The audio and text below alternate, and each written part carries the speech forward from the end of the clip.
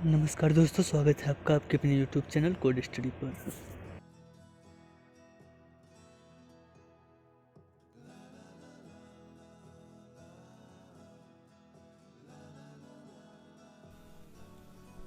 Hello दोस्तों, जब आप पाइथन में कोडिंग करते होंगे तो एक लाइन आपको लिखी मिलती होगी, if name equal to main. यह लाइन क्यों लिखी जाती है, इसमें बहुत सारे लोगों को डाउट आता है। तो आज हम इसी डाउट को क्लियर करेंगे। तो चलिए बने रहिए आप वीडियो में। तो देखिए, हमने ये 3 लाइन्स लिखी है फर्स्ट डॉट पी वाई के अंदर, और इसको जो है हम फर्स्ट लाइन को हम कमेंट बना देते हैं। अब दोस्तों जो है हम इस फर्स्ट डॉट पी वाई को सेव करते हैं। हमने सेव कर लिया दोस्तों। अब आइए हमें रन कराते हैं इस फाइल को, first dot P Y file को हम रन कराते हैं और देखते हैं कि आउटपुट क्या आ रहा है। तो दोस्तों देखिए, हमने रन करा दिया और यहाँ पर देखिए पहली लाइन में जो है कोड स्टडी प्रिंट हुआ है और दूसरी लाइन में मेन प्रिंट हुआ है। तो दोस्तों देखिए, आप कोड स्टडी यहाँ पर लिखे थे, कोड स्टडी प्रिंट हो गया और नेम की वैल्यू जो है मेन हमें मिल रही है। तो दोस्तों अगर नेम को हम प्रिंट कराते हैं तो नेम एक स्पेशल वेरिएबल है जिसको लिखने का एक तरीका है कि उसके आगे 2 अंडरस्कोर और उसके पीछे 2 अंडरस्कोर होना चाहिए। और इस तरीके से अगर नेम को आप लिख करके आप प्रिंट कराएंगे तो उसकी वैल्यू हमें मेन मिलेगी। लेकिन दोस्तों यह नेम की वैल्यू जो है मेन हमेशा नहीं मिलती है। हमेशा नहीं मिलती है, तो कब नहीं मिलती है इस बात को आइए देखते हैं। तो दोस्तों यहाँ पर देखिए, एक हम second.py नाम से हमने एक फाइल बनाया है। अब यहाँ पर हमने फर्स्ट जो फाइल थी, चूँकि हर एक फाइल मॉड्यूल की तरह होती है, तो हमने इस फर्स्ट फाइल को एज ए मॉड्यूल इंपोर्ट कर लिया है। तो हमने लिखा है इंपोर्ट फर्स्ट। अब यहाँ पर second.py में हम 2 लाइन और लिखे हैं, प्रिंट यस और दूसरी लाइन है प्रिंट जय हिंद। तो आइए इसे डिलीट करते हैं और फिर से second.py को रन कराते हैं। तो second.py को रन कराने के बाद देखिए क्या आउटपुट आता है। तो देखिए, जब हम second.py को रन कराएं तो क्या क्या प्रिंट हो रहा है। पहली लाइन में कोड स्टडी प्रिंट हो रहा है, फिर फर्स्ट प्रिंट हो रहा है, फिर यस प्रिंट हो रहा है, फिर जय हिंद प्रिंट हो रहा है। तो ये फर्स्ट कहाँ से आया और ये कोड स्टडी कहाँ से आया?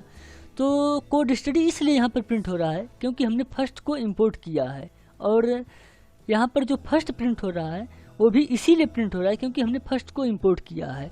अब फर्स्ट कहाँ से प्रिंट हो रहा है देखिए, यहाँ पर हम फर्स्ट डॉट पी पे आते हैं। यहाँ पर देखिए पहली लाइन हम लिखे हैं कोड स्टडी प्रिंट हो गया, और दूसरी लाइन जब हम नेम लिखे हैं तो जब हम फर्स्ट को रन कराए थे तो इस नेम की वैल्यू मेन प्रिंट हुई थी। लेकिन अगर इसी मॉड्यूल को हम इंपोर्ट कर देते हैं सेकेंड में, तब जो है इस नेम की वैल्यू जो है फर्स्ट हो जाती है, क्योंकि अब जो है यह नेम जो है second.py में रन कर रहा है, और second.py फाइल है वह अब मेन फाइल की तरह एक्ट कर रही है। क्योंकि हम उसी पर काम कर रहे हैं तो अब वह मेन फाइल की तरह एक्ट कर रही है। तो इसलिए जो है अब यह नेम जो है second.py के अंदर नहीं लिखा गया है, first.py के अंदर लिखा गया है। तो यह नेम जो है रेफर कर रहा है कि मैं मेन फाइल का नहीं हूँ, बल्कि मैं first.py फाइल से बिलोंग करता हूँ।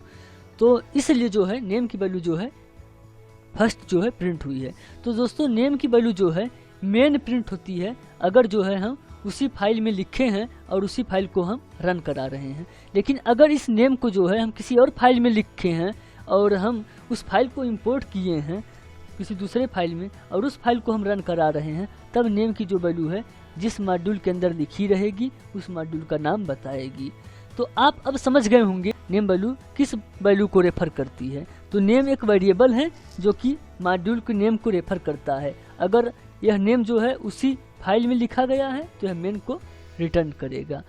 अब दोस्तों यहाँ का जो है कमेंट हम हटाते हैं और इंडेंटेशन गैप देते हैं अपने दोनों कोड में, और अब जो है हम second.py को रन कराएंगे। क्योंकि दोस्तों जब हम second.py फाइल को रन करा रहे थे तो हमने यहाँ पर इंपोर्ट फर्स्ट लिखा था और हम प्रिंट यस करा रहे थे और प्रिंट जय हिंद करा रहे थे। लेकिन दोस्तों ज़रा ध्यान से सोचिए कि जब हम किसी मॉड्यूल को इंपोर्ट करते हैं तो क्या हम उसके अंदर जो लिखे गए सारे लाइन्स होते हैं, क्या हम उसको एग्जीक्यूट कराना चाहते हैं? नहीं, ऐसा नहीं है।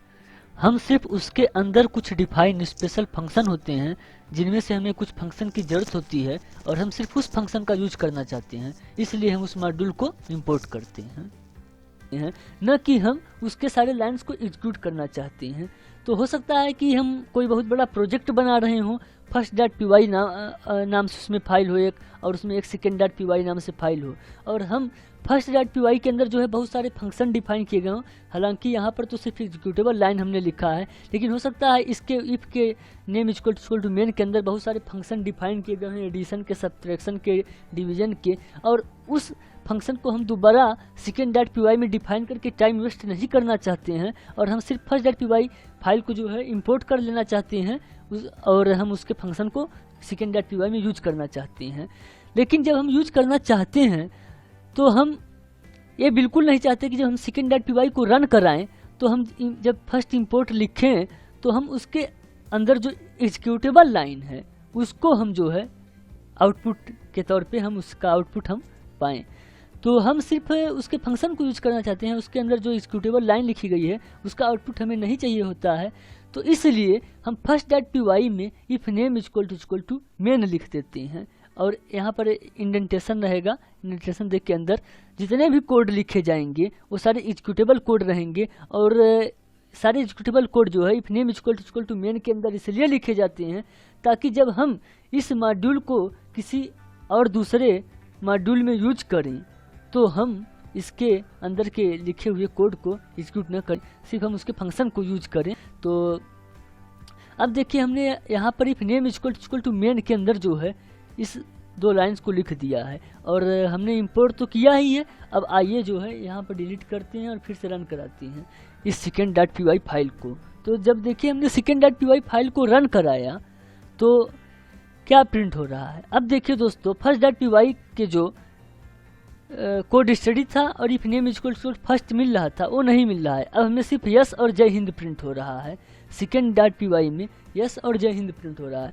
तो दोस्तों इसलिए हम अब जब कोई भी बड़ा प्रोजेक्ट बनाते हैं तो उसके अंदर बहुत सारी फाइल्स हम बनाते हैं, उसमें बहुत सारे हम फंक्शन उस फाइल के अंदर डिफाइन करते हैं। तो उस फाइल को जब हम एज ए मॉड्यूल इंपोर्ट करते हैं दूसरे में, कई बार हमें इंपोर्ट करना पड़ता है हर एक फाइल को दूसरे फाइल में, तो हम अपने हर एक फाइल में जितनी भी एग्जीक्यूटेबल लाइन होती हैं उसको if name equal to main के अंदर लिख देते हैं, ताकि हम उस अपने फाइल को, उस मॉड्यूल को दूसरे मॉड्यूल में इस्तेमाल कर सकें और हमें जो है उसके अंदर के लिखे गए एग्जीक्यूटेबल लाइन का आउटपुट न मिले।